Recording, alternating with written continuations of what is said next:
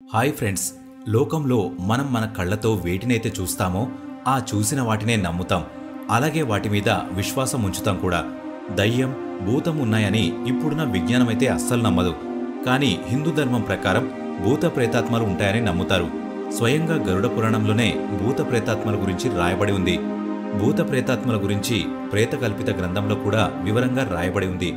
ఈ అధ్యాయంలో రాజా బబ్రువాహనుడితో పాటు ఒక ప్రేతాత్మ యొక్క కథ గురించి రాయబడి ఉంది. ఫ్రెండ్స్, గరుడ పురాణంలోని ఈ కథ ద్వారా ఈ వీడియోలో ముందు ప్రేతాత్మల గురించి తెలుసుకుంటారు. అలాగే ఈ వీడియోలో మనిషి చనిపోయిన తర్వాత ప్రేతాత్మగా ఎందుకు మారతాడు, అలాగే భూత ప్రేతాత్మలు ఏం తింటాయి, ఎక్కడ ఉంటాయి, భూత ప్రేతాత్మలకు విముక్తి ఎలా దొరుకుతుంది అనే విషయాలు వివరంగా తెలుసుకుందాం. ఫ్రెండ్స్, మా ఛానల్కు స్వాగతం. అలాగే మా ఛానల్ను సబ్స్క్రైబ్ చేసుకుని కామెంట్ బాక్స్లో జై శ్రీరామ్ అని రాయండి. సాధారణంగా మానవుని లోకం ఎలాగైతే ఉన్నదో అలాగే భూత ప్రేతాత్మల యొక్క లోకం కూడా ఉన్నది. ఆ లోకంలో కేవలం భూత ప్రేతాత్మలు మాత్రమే ఉంటాయి. అయితే ప్రతి వ్యక్తి ఈ విషయాన్ని మాత్రం నమ్మరు. ఏ వ్యక్తి అయినా భూత ప్రేతాత్మలను చూడడం గాని స్పర్శించడం గాని చేసినట్లయితే ఆ వ్యక్తి భూత ప్రేతాత్మలు ఉన్నాయని నమ్ముతాడు.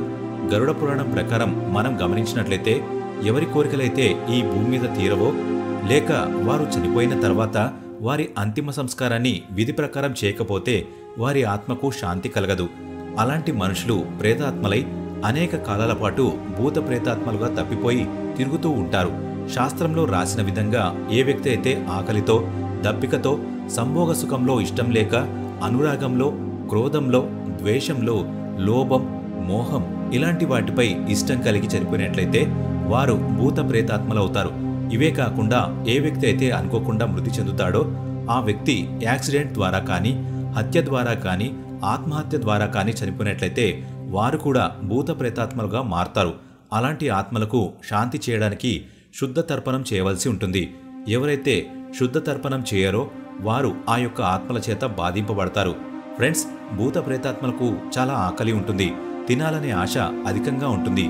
దాహం అధికంగా ఉంటుంది. ఎంత తిన్నా ఎంత తాగినా కానీ వారికి ఎప్పటికీ తృప్తి కలగదు. భూత ప్రేతాత్మలు ఏమేం తింటాయి, ఇవన్నీ తెలుసుకునే ముందు అవి ఎక్కడుంటాయి, ఏం చేస్తాయనే విషయాలను తెలుసుకుందాం. భూత ప్రేతాత్మలు చాలా దుఃఖంతో ఉంటాయి, చికాకుగా ఉంటాయి. ఇవి ఎల్లప్పుడూ ప్రేతాత్మల నుండి విముక్తి పొందడానికి ఎదురు చూస్తూనే ఉంటాయి. ఇవి అపవిత్రమైన గృహాలలో లేక అడవులలో తిరుగుతూనే ఉంటాయి. అలాగే అవి వెలుతురు నుండి, మంత్ర ఉచ్చారణ నుండి దూరం పారిపోతాయి. అందుకే వీటికి కృష్ణపక్షం చాలా ఇష్టం ఉంటుంది. అలాగే అమావాస్య లాంటి రోజుల్లో అధికంగా క్రియలు చేస్తుంటాయి. ప్రేతాత్మలు వారి జీవితకాల సమయంలో ఎవరితో అయితే సంబంధం కలిగి ఉన్నారో, అలాగే ఎక్కడైతే వారి కోరికలు తీరలేదో ఆ ప్రదేశంలోకి వస్తూ ఉంటాయి. చాలా రోజుల నుండి ఖాళీగా ఉన్న గృహాలలో, బిల్డింగ్స్లలో వచ్చి నివాసం ఉంటాయి. ఈ భూత ప్రేతాత్మలు ఏమి తింటాయనే ప్రశ్నకు ఎలాంటి సరైన సమాధానం లేదు. ఎందుకంటే వాటి అస్తిత్వమే స్థిరంగా ఉండదు. అలాగే వివాదాస్పదంగానే ఉంటుంది. నిజంగా భూత ప్రేతాత్మలు ఉన్నాయని అనుకున్నట్లయితే అవి తీసుకునే ఆహారం విషయంలో సమయం, స్థలం, సంస్కృతి అనుసారంగా చూసినట్లయితే వేరువేరు విధంగా ఉంటుంది. కొంతమంది భూత ప్రేతాత్మలు మిఠాయిని ఇష్టపడతాయని అంటారు. ఎందుకంటే మిఠాయిలో ప్రాణం ఉంటుంది. ఇంకా కొంతమంది భూత ప్రేతాత్మలు మాంసం, తేనె, రక్తం, పురుగులను, మలంను, మూత్రంను, చెమటను, ఏడవడం, నవ్వడం, కలలను, ప్రేమను, సెక్స్ను, సౌందర్యంను వీటిని ఇష్టపడతాయని అంటారు. ఎందుకంటే ఇవి వాటి దగ్గర ఉండవు. ఇంకా కొంతమంది ఇవేమీ తినవని కూడా అంటారు. ఎందుకంటే వాటికి శరీరం ఉండదు. కేవలం మనసు తృప్తి కోసమే ఇవన్నీ చేస్తుంటాయి. అయినా కానీ వాటికి మానసిక తృప్తి అనేది ఎప్పటికీ దొరకదు. అయితే గరుడ పురాణంలో చూసినట్లయితే ప్రేతకల్పితం 7వ అధ్యాయంలో ఒక ప్రేతాత్మ ఒక రాజుకు భూత ప్రేతాత్మలు ఏమేం తింటాయో ఇప్పుడు మనం గరుడ పురాణంలోని త్రేతాయుగంలో జరిగిన ఆ స్టోరీని తెలుసుకుందాం. ఒక ప్రేతాత్మ ఒక రాజుతో ప్రేతాత్మకు సంబంధించిన ఆశ్చర్యకరమైన విషయాలన్నీ వివరంగా చెప్తుంది. ఇవన్నీ విషయాలను మీరు తెలుసుకున్న తర్వాత మీ ప్రశ్నలన్నిటికీ జవాబులు దొరుకుతాయి. ఫ్రెండ్స్, ఒకసారి గరుడ రాజు అయిన గరుడ పక్షి శ్రీ మహావిష్ణువును ఒక ప్రశ్న అడిగింది.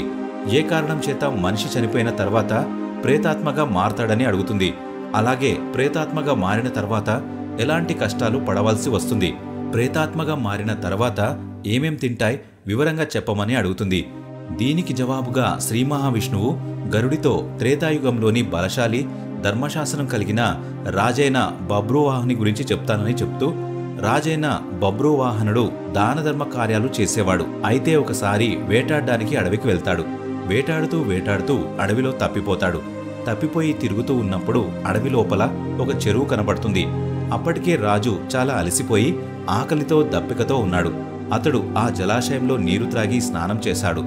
ఒక చెట్టు కింద కూర్చుని విశ్రాంతి తీసుకుంటున్నాడు. అప్పుడే ఒక భయంకరమైన ప్రేతాత్మ అతని ముందుకు వచ్చింది. వచ్చిన ఆ ప్రేతాత్మ మర్యాదపూర్వకంగా బబ్రువాహనుని, ఎవరు మీరు, ఎక్కడి నుండి వచ్చారు?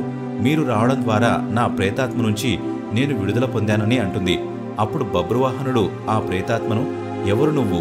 ఏ కారణం చేత ప్రేతాత్మగా మారినావు? ఈ భయంకరమైన అడవిలో ఎందుకు ఉన్నావు? ఏ విధంగా నీకు ఈ ప్రేతాత్మ నుండి విముక్తి లభిస్తుందని అడుగుతాడు. అప్పుడు ప్రేతాత్మ రాజుతో, ఓ రాజా, చనిపోయిన వారి యొక్క అంతిమ సంస్కారం విధి ప్రకారం జరగకుండా, అలాగే 10 రోజుల కర్మకాండలు జరగకుండా, అలాగే ఎవరైతే అకాల మృత్యువు పొందుతారో, అపమృత్యువు పాపక్రియలు ద్వారా ఎవరైతే చనిపోతారో వారు ఈ భయంకరమైన అడవిలో ప్రేతాత్మగా మారి తృప్తిలేని పరిస్థితిలో తిరుగుతూ ఉంటారు. ఓ రాజా, మేము ఎలాంటి భౌతికమైన వస్తువు స్వీకరించడం ద్వారా తృప్తి పొందము. ఈ వనంలో సుందరమైన ఫలములు, ఉద్యానవనం ఉన్నది. అయినా కూడా మేము ఆకలి దప్పికతో ఉన్నాం. ఎందుకంటే మాకు జలముతో కానీ ఫలములతో కానీ ఎలాంటి తృప్తి కలగదు. ఓ రాజా, ఇక నీ పూర్వజన్మ గురించి చెప్తాను. నేను మృత్యువు కాక మునుపు విదీష అనే పేరుగల నగరం ఉండేది. ఆ నగరంలో వైశ్య కుటుంబంలో నేను జన్మించాను. నా పేరు సుదేవుగా ఉండేది. నేను చాలా దానధర్మాలు చేసేవాణ్ణి. అలాగే దేవుళ్లకు, పితరులకు నియమం ప్రకారం పూజా తర్పణలు సంపూర్ణంగా పూర్తి చేసేవాణ్ణి. ఇలా చేయడం వల్ల వారు ఎంతో సంతృప్తి కలిగి ఉండేవారు. అయితే నాకు సంతానం లేని దాన్ని బట్టి నా క్రియఫలం అంతా కూడా వ్యర్థమైంది. నాకు ఎలాంటి మిత్రుడు గాని, బంధువు గాని, బంధుత్వం గాని లేదు. అందుకే నాకు అంతిమ సంస్కారం ఎవరూ చేయలేదు. ఆ కారణం చేత నేను ఈ ప్రేతాత్మగా మారవలసి వచ్చింది. అలాగే అనంతకాలం నుండి నేను ఈ ప్రేతాత్మగా ఉన్నాను. నాకు ఆకలి దప్పిక కలుగుతుంది, కానీ నేను తృప్తి పొందలేను. ఆకలి తీర్చుకోవడానికి అక్కడికి ఇక్కడికి పరిగెడుతూ ఉంటాను. ఇప్పుడు మీకు నేను ఒక మణి ఇస్తున్నాను. దానివల్ల వచ్చిన ధనంతో ఉత్తమమైన బ్రాహ్మణులను పిలిచి విధానం ప్రకారం నా అంతిమ సంస్కారం గురించి ధర్మ సంస్కారం చేసి ఈ ప్రేతాత్మ నుండి నన్ను విముక్తిని చేయమని రాజును వేడుకుంటాడు. అంతలోనే రాజును వెతుక్కుంటూ రాజు సైనికులు అక్కడికి వచ్చారు. ప్రేతాత్మ రాజుకు చెప్పిన ప్రకారం మృత్యువుకు సంబంధించిన ధర్మ సంస్కార క్రియలన్నీ సంపూర్తి చేసినప్పుడు ఆ యొక్క ప్రేతాత్మ స్వర్ణాత్మగా దైవత్వంలోకి మారి రాజు దర్బార్లోకి వచ్చి రాజైన బబ్రువాహనునికి కనిపించి రాజు చూపించిన దయ గురించి ఆయనను ప్రశంసిస్తూ తను చేసిన పుణ్యకార్యాలను బట్టి స్వర్గలోకానికి వెళ్ళిపోతుంది. ఫ్రెండ్స్, ఈ స్టోరీ ద్వారా మనకు అర్థమయ్యేది ఏంటంటే, చనిపోయిన ప్రతి వ్యక్తికి వారి కుటుంబ సభ్యులే పిండ ప్రదానం చేయనవసరం లేదు. వేరే ఏ వ్యక్తి అయినా పిండ ప్రదానం అలాగే అంతిమ సంస్కార కార్యక్రమాలను కూడా చేసి పుణ్యం చేసుకోవచ్చు.